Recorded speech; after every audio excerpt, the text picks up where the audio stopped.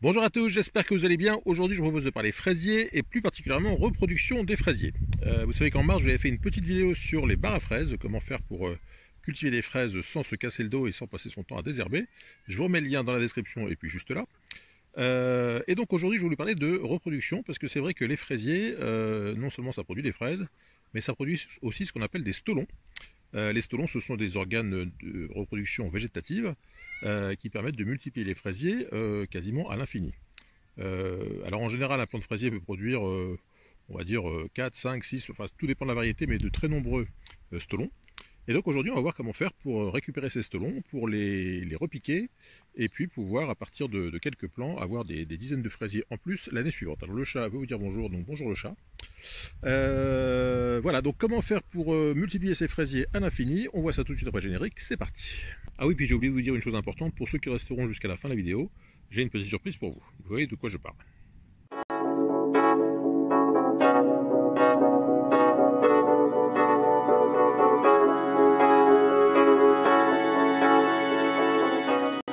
Alors avant de parler de reproduction des fraisiers, je voulais faire un petit point sur les barres à fraises qu'on a vu il y a quelques semaines, quelques mois maintenant. Donc voilà à quoi ça ressemble aujourd'hui. J'ai dû les diviser par deux puisque vous allez voir que j'ai pas mal de stolons qui sont déjà arrivés. Donc on voit aussi que les variétés non remontantes, comme la gariguette, vous savez que les non remontants c'est ceux qui ne donnent qu'une fois. Donc les variétés comme la gariguette ont fini de donner, il n'y a plus aucune fraise. Et en revanche les variétés remontantes, ça c'est la variété Merlan qu'on reconnaît à ces jolies petites fleurs roses. La variété Merlan, elle, donne pas mal de fraises. Vous voyez qu'on est, quoi? On est le 15 juin, 16 juin. Et les fraises sont au rendez-vous. J'en ai une qui est très jolie, que j'ai mis sur l'onglet communauté de la chaîne tout à l'heure. Qui est une fraise, on dirait une fraise espagnole, hein, elle est énorme. Et pourtant, elle a reçu aucun engrais, elle a reçu rien du tout. Elle a reçu de l'eau et une bonne terre. Et elle est beaucoup plus sucrée que les grosses fraises espagnoles qu'on voit souvent dans les magasins. Donc voilà à quoi ressemble le bar à fraises au mois de juin. Vous voyez qu'il y a encore de quoi faire. Hein. Et donc vous voyez aussi que, comme je vous le disais, la plante a produit pas mal de stolons. Alors la différence entre la reproduction végétative et la reproduction sexuée, la reproduction sexuée, elle est issue du croisement du pollen d'un autre fraisier. Et là vous voyez tous les petits points que vous voyez sur la fraise, tous les petits points jaunes, ce sont des graines de fraises. Vous pouvez tout à fait les semer et vous aurez de nouveaux fraisiers, mais qui seront différents de la variété d'origine. Alors que si vous repiquez les stolons qui sont là, vous aurez, les stolons c'est donc la reproduction végétative, il n'y a aucun pollen extérieur qui joue, et du coup vous aurez des clones parfaits, donc la variété, là c'est la variété sifflorette par exemple, qui est excellente, très sucrée. Et donc si je repique ces stolons, j'aurai des plantes de sifflorette. Alors je vais vous montrer, parce que comme j'ai des stolons déjà depuis pas mal de temps, j'ai déjà fait une petite partie de repiquage. Vous voyez les plants d'origine sont là. Ils rejettent des grands machins qui se baladent un petit peu partout, tout autour. Et normalement, ils vont tout naturellement se repiquer tout seuls dans la terre. Mais nous, ce qu'on va faire aujourd'hui, c'est les aider un petit peu pour qu'on puisse optimiser à la fois le nombre de stolons repiqués et puis l'alimentation qu'ils vont avoir. Donc là, j'ai déjà fait ces deux barquettes-là, je les ai fait il y a une bonne quinzaine de jours déjà. Vous voyez que si je tire un peu sur le plant, il est déjà accroché, il ne veut pas sortir. Donc il y a déjà des racines qui sont développées. D'ailleurs, on voit qu'il y a une feuille qui se développe. Et donc voilà. Alors au niveau des stolons, je vais vous montrer un truc rigolo ici, c'est que ce plan là il a donc développé de longs stolons qui font environ 1 mètre, et celui-ci a trouvé moyen d'aller s'installer où c'était, ah non c'est pas par ici, c'est là, donc c'est ici pardon. Donc cette barquette là a développé plusieurs stolons, donc 1 mètre de long. Alors il y en a qui ont été s'installer directement dans le sol. Si vous voyez ici, là c'est accroché, ça vient pas. Là c'est accroché, ça vient pas. Et alors celui-ci, il est parti d'ici et puis il a été planté un stolon dans un petit trou qu'il a trouvé. Il faut que j'arrive à vous montrer ça. Voilà, un petit trou qu'il a trouvé dans la palette. Et juste dans ce petit trou, il a réussi à aller faire ses racines. Donc ça c'est assez étonnant. Ça bouge un petit peu parce que le chat veut absolument jouer avec moi quand je fais des vidéos. Donc forcément, jouer avec un chat et faire une vidéo en même temps, c'est pas évident. C'est pour ça que ça bouge un petit peu, donc vous m'excuserez, mais le chat est joueur. Voilà, donc tout ça pour dire que les stolons, c'est quand même des... Bon, naturellement, si vous faites rien, les stolons vont aller s'enraciner. Mais là, on va voir comment faire pour faire en sorte qu'ils s'enracinent au mieux et qu'on puisse donc en produire un maximum dans un minimum d'espace. Alors, autre petite chose que je voulais vous préciser par rapport aux barres à fraises et par rapport aux palettes, aux caissettes que vous récupérez chez votre poissonnier. Si vous pouvez prendre des caissettes plutôt larges, comme celle-ci par exemple, c'est l'idéal. Vous voyez, une largeur, on va dire, il doit y avoir 50 cm, 40 ou 50 cm. C'est mieux que celle-ci, parce que celles-ci, elles sont longues et fines. Et alors l'inconvénient, c'est que comme elles sont fines, elles s'assèchent plus vite. Le substrat qui est à l'intérieur sèche plus vite. Vous voyez qu'il y a des petites feuilles qui ont pris un peu de coup de chaud. Donc essayez de demander à votre poissonnier des caissettes les plus larges possibles et les plus profondes aussi. Parce que plus elles seront profondes, plus il y aura de substrat, plus ça sera humide. J'ai aussi eu des gens qui m'ont dit que c'était, ils n'osaient pas demander à leur poissonnier de récupérer des caissettes. Donc je pense qu'il n'y a aucune raison d'avoir peur de leur demander. Les poissonniers en général, ils les mettent au recyclage ou à la poubelle. Donc autant que ces caissettes servent le plus longtemps possible avant de passer au recyclage effectivement. Mais donc n'hésitez pas à demander à votre poissonnier des caissettes, de toute façon il les jette. Alors là j'ai préparé donc des caissettes pour le repiquage des stolons. Donc vous prenez des caissettes comme d'habitude, vous les remplissez d'un bon mélange de terre de jardin et un mélange de fumier. Alors j'ai inventé un petit moyen mnémotechnique pour la culture des fraises, c'est la technique du pif ou la technique du paf comme vous voudrez, c'est-à-dire paillage, irrigation, fertilisation. Ou paillage, arrosage, fertilisation. Ce sont les trois clés pour avoir de bons fraisiers. Alors moi ici j'ai fait un paillage un petit peu particulier parce que c'est un paillage de cailloux, hein, ce qu'on appelle un paillage lithique. Il y en a d'autres que j'ai pas paillé parce que comme je les surveille tous les jours, je peux me permettre, mais disons qu'en général il vaut mieux pailler quand même. Arrosage parce que c'est vrai que ce sont des plantes qui ont besoin d'eau, donc si vous les arrosez pas régulièrement, c'est pour ça d'ailleurs qu'il faut les pailler, ça permet d'arroser un peu moins. Donc l'arrosage est très important pour les fraisiers. Et fertilisation parce que là encore, si vous n'utilisez pas une terre bien riche, donc moi j'ai la chance d'avoir un éleveur près de chez moi qui gentiment me donne du fumier, que je remercie d'ailleurs au passage si il m'entend, s'ils m'entendent. Donc la fertilisation extrêmement important, parce que si vous pouvez tout à fait avoir des beaux fraisiers chez vous comme ceux-là par exemple, qui donnent des plants bien verts etc, mais pas de fruits. Et dans ces cas-là, le problème vient certainement d'un sol trop pauvre, et dans un sol trop pauvre, une plante végète, elle fait de la végétation, elle fait du vert, mais elle ne fait pas de fruits.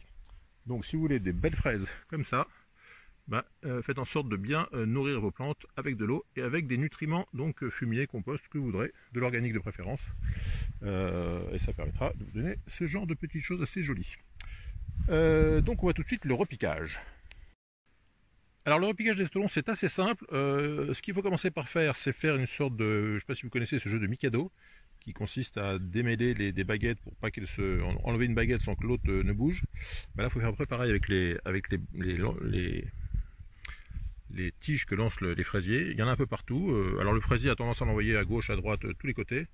Donc ce qu'on peut faire, c'est on commence par préparer donc ces caissettes de terre, et puis ensuite on fait en sorte d'aligner tous les stolons pour essayer de planter celui qui est le plus près, hein, pour éviter qu'il se croise, éviter que ce soit trop le tableau électrique mal foutu. Donc on fait en sorte de bien aligner les plants pour qu'ils soient le plus près possible de la source, et puis qu'ils ne soient pas trop croisés les uns avec les autres. Et puis après, c'est tout bête, hein, il n'y a plus qu'à faire les plantations. Donc dans une cassette comme ça, hein, qui doit faire 50 par 30, je vais pouvoir en mettre une bonne dizaine. Donc vous voyez qu'à partir des 6 qui étaient dans cette caisse là, j'ai pu en faire, là il doit y en avoir 6 déjà dans celle-ci. Je vais en avoir une dizaine ici, je vais en avoir de l'autre côté. Donc vous voyez que c'est absolument étonnant le nombre de plants qu'on peut faire à partir de quelques plants à la base. On peut en avoir des quantités industrielles. Et donc au niveau de la technique de plantation, alors ce que je vous recommande, si vous n'avez pas ce genre de petits outils, des petites pelles, des petites griffes comme ça vaut 2-3 € chez les hard discounters type Aldi, Lidl. Donc moi j'en ai quelques-unes, c'est toujours pratique, c'est vraiment pratique pour planter les choses. Et donc vous prenez votre stolon, vous voyez que celui-ci, il avait commencé à produire des racines, je ne sais pas où il était, mais il avait produit des racines. Donc vous mettez simplement, vous enterrez de 1 ou 2 cm votre stolon dans le sol. Vous recouvrez, avec une main c'est pas évident, toujours pareil, hein. Vous recouvrez ici, vous tassez légèrement, voilà. Alors bon, je le referai bien comme il faut après, mais enfin vous avez compris le principe. Et donc vous en mettez un tous les 10 cm, donc oui, dans celle-ci je vais pouvoir en mettre une dizaine. Et puis voilà, après vous arrosez simplement, et en quelques jours le plant va développer des racines, et donc une quinzaine de jours après vous ne pourrez plus le sortir. Alors la grande question c'est, est-ce que les tiges, vous voyez que pour l'instant tout est connecté, hein, le plan d'origine est là, il est connecté à ce plan là, et puis il y a un stolon secondaire qui vient ici. Donc pour l'instant tout est interconnecté, on va dire que la famille est réunie. Pour l'instant, ce sont des fraisiers type Tanguy. Ils sont connectés au plan mer et puis ils continuent à prélever des ressources. Mais ce qu'on va faire, c'est qu'on va laisser les plants se développer. Donc celui-ci, on va dire que comme il est enraciné, je pourrais déjà couper, mais bon, j'ai encore un peu le temps. On va laisser tout ça se développer tranquillement. Comme ça, ils se soutiennent les uns les autres, on va dire. Et donc, on peut laisser tous ces plants-là connectés jusqu'au mois d'août. Et au mois d'août, quand tous le plan d'origine et les plants secondaires, donc les stolons, se seront bien enracinés, vont commencer à bien pousser, on pourra simplement, avec un sécateur, aller tailler les câbles de connexion, et on pourra donc récupérer tous les plants qu'on aura fabriqués et puis se faire une jolie planche de fraisiers. Donc je vous dis, à partir de mes 6 fraisiers d'origine, je vais facilement pouvoir en faire je sais pas, une vingtaine facile. Voilà, donc tout ça pour dire que si vous avez déjà des plants de fraisiers chez vous, c'est simple, il suffit de récupérer vos stolons. Si vous n'en avez pas, vous pouvez voir autour de chez vous si vous avez des amis qui en ont pour les récupérer les leurs. Et ce qu'il faut savoir, c'est que ces plants-là, en général, il faut essayer de garder une trace des plantations, parce que ce plan-là que j'ai planté cette année au mois de mars, on va dire qu'il va tenir 3 ou 4 ans, et qu'après il risque de se fatiguer, de s'épuiser, de prendre des virus, des choses comme ça. Donc on va en général faire tourner sur 3 ou 4 ans. C'est-à-dire que dans 3 ans, celui-ci, certainement j'éliminerai le plan, je les jetterai, et je garderai que les stolons de l'année 1, l'année 2, et donc au fur et à mesure, on élimine les anciens plants, et puis on récupère les stolons des nouveaux plants qu'on a plantés. Voilà, j'ai terminé le repiquage, donc vous voyez que tout va bien. Alors j'ai compté, par rapport aux 9 plants d'origine qui sont là, donc les 9 plants de gariguette, rien que de ce côté-là, j'en suis à 45 stolons. Donc si vous calculez bien, 9 x 5, 45, on en a 5 stolons par plan. Et il me reste encore l'autre côté, il y en a un peu moins parce que j'en ai basculé de l'autre côté, mais donc je pense qu'on va facilement arriver à 7-8 stolons par plan. Donc vous voyez que, alors bon, vous allez me dire, un plan de fraisier ça coûte pas très cher, on en trouve généralement dans tous les jardineries et grandes surfaces au mois de mars pour environ 3 € les 6 plants, donc 50 centimes le plan. Mais bon, si vous avez envie de faire vos propres plans, voilà, vous savez comment faire. Et puis, si vous voyez cette vidéo et qu'il est trop tard pour faire vos plans, vous savez qu'au mois de mars, dans toutes les jardineries, vous trouverez des barquettes de 6 plants de fraisier pour environ 3 €. Voilà, pour terminer, quelques jolies petites fleurs roses. Et puis, pour les habitués de la chaîne qui me demandent souvent des nouvelles de Jean-Michel et Aglaé, qui commencent à cacarder sérieusement, et qui donc profitent de la vie au bord de la piscine. Voilà, donc c'est tout pour aujourd'hui. J'espère que cette vidéo vous aura plu. Si c'est le cas, n'hésitez pas à mettre un petit pouce bleu. On ne s'entend plus avec les oies. Si vous avez des questions, des commentaires, c'est juste en dessous. Et puis, si vous n'êtes toujours pas abonné, je compte sur vous pour nous rejoindre très très vite. C'est donc tout pour aujourd'hui et à très bientôt pour de nouvelles aventures. Bye bye. Voilà, c'était le message de Jean-Michel.